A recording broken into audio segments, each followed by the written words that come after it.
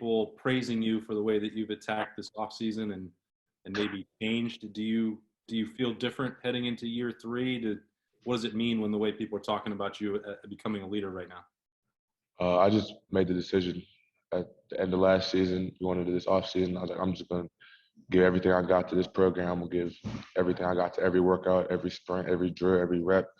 And I think the coaches are seeing the results of that, just the mindset change that I had going into this season. All righty, let's go next to Spencer Holbrook in letter number 0. Spencer. Zach, what's it like for you to take on more of a leadership role? You've seen a couple guys on the defensive side and on the defensive line take that before. What did you learn from those guys, and what's been your experience so far as one of the leaders of the defense?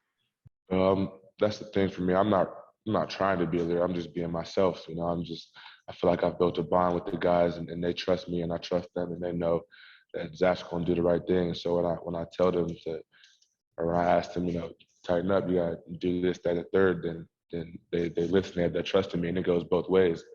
They know that if I'm not doing what I'm supposed to do, they can tell me, Zach, you got to tighten up, you got to run the ball or whatever the issue is. And that's how I feel like the best leadership and that's my way of leadership is the give and go and the bond. And that's how I built up my voice for my teammates. All righty, next up, Joey Kaufman, Columbus Dispatch. Zach, when you look back on last season, I guess how do you assess your performance? How did you kind of like look back on year 2 here? Year 2, to be honest, I didn't have quite the year that I wanted to. Year 2, and that's why I changed my mindset. That's why I changed my approach going into this offseason, and hopefully this fall, y'all can see the results of the hard work. All right, we'll go next to Nathan Baird, Cleveland.com. Hey, Zach, there was sort of this ongoing debate or conversation last season between the idea of the defensive front creating pressure and then actually getting home for sacks. How would you evaluate your own performance there? And is it something you feel like needs to convert from one to the other? Yeah, it's definitely something we talked about, all the D linemen. We're getting there, but we got to get home. And that's something that we focused on going into the spring. The first practice was today.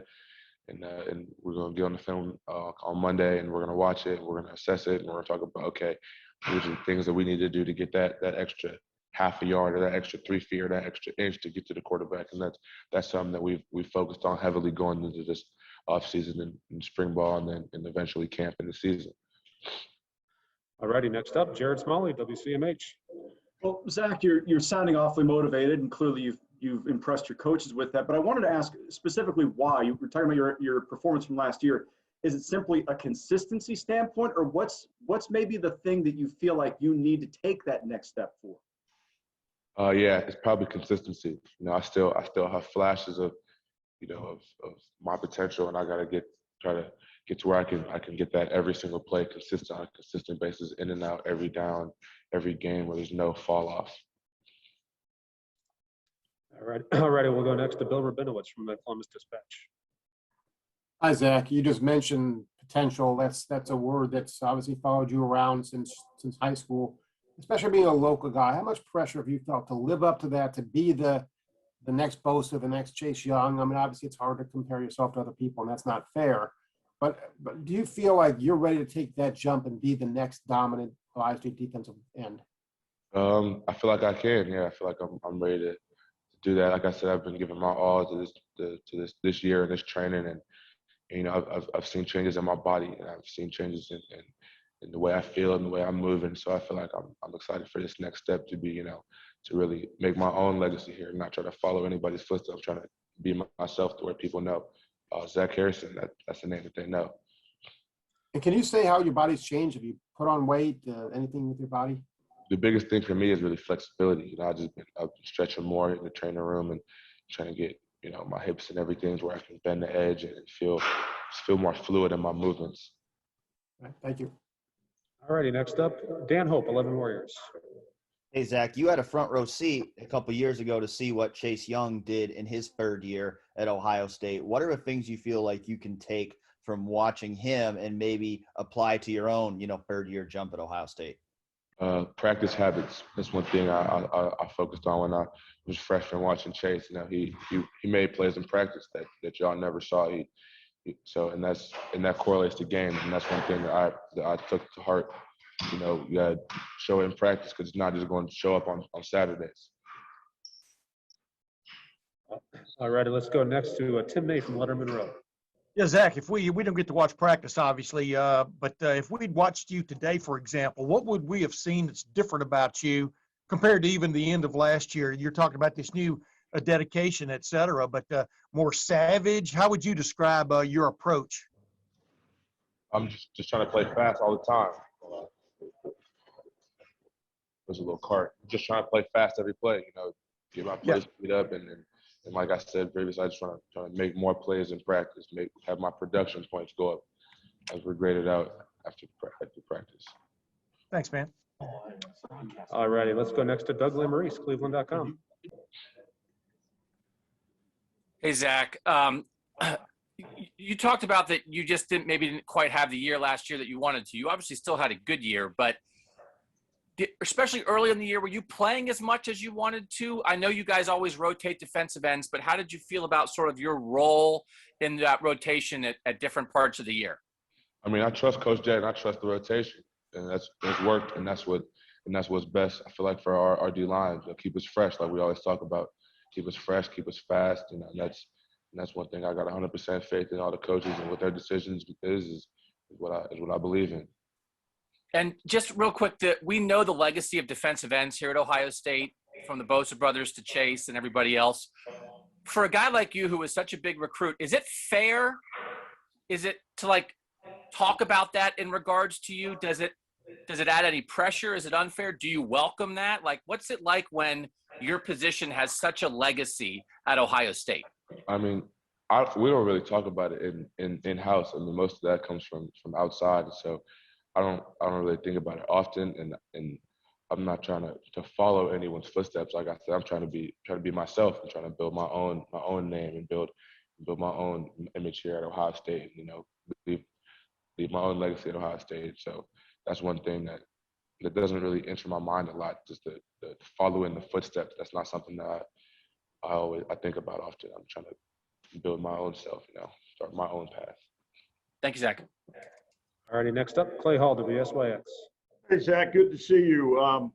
Who replaces Tommy Togiai, and what did you take from his rapid rise, playing so well in the postseason and now to be a draft-eligible player? Yeah, that's one of the things that helped me change my mindset. I saw Tommy do that last year. You know, coming back from my sophomore, his junior year, he had goals and he wanted to reach them. And you should see him every workout. He went hard on the sprints, every practice. He was giving 100%, and that's something that I took from Tommy, and that's something that I tried to incorporate. Yeah, who fills that spot, sir? We got a lot of guys. We got Antoine that knows, Teron plays knows.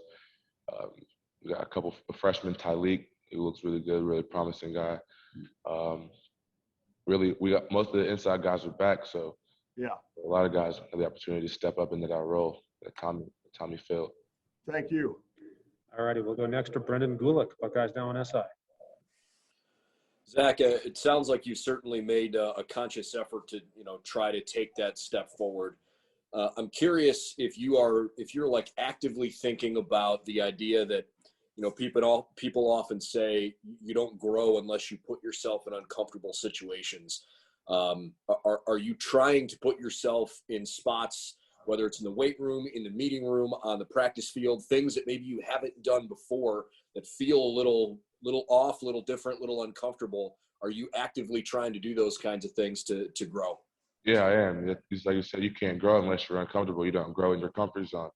And that's one thing that I try to put myself out of my comfort zone, whether it's the lift, going harder on doing 2 more reps when my arms are tired, or let's say it's a pass rush rep and I'm gassed. It's the last play of the rack, trying to get off as fast as I was the first play, running to the ball just like I was the first play. So just building up my stamina and my endurance. And like you said, putting myself in uncomfortable situations. So when game time rolls around and it's fourth quarter and I got nothing left, I've been there before. I've done that. So I know what it feels like.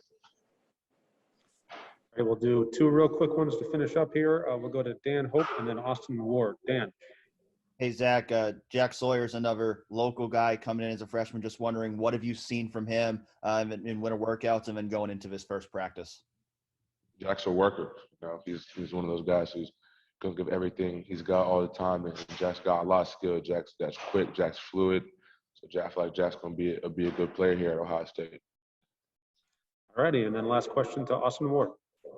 Zach, we know that Coach Combs is always intense, but when he was talking with us, you know, he put all the responsibility on himself, maybe for what happened in the title game or any of the weeks the defense maybe didn't play up to its potential.